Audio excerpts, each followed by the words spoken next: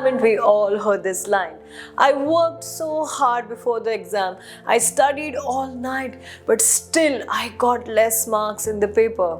Well, if you've heard this line, it's not a shock to me because as a psychologist, let me tell you, this is one of the biggest mistakes parents allow a day before the exam, and that is allowing your child to study all night or for long periods of time at night. I know a lot of people say that we study better at night, but I need to tell you something. When we study for long hours at night, we are overloading and taxing our brains, which actually reduces memory and retention power by 30 to 40%.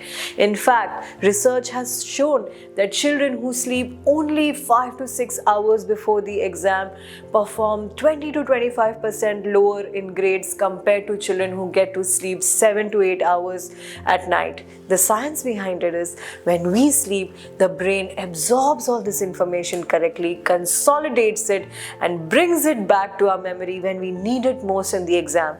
But if we don't allow our brain to rest, we are taxing it, pressurizing it, leading to anxiety, fainting spells, and blackouts before the exam. So parents, make sure your child sleeps well one night before. This will allow them to score higher marks and not cramming up the studies in the last moment and staying awake.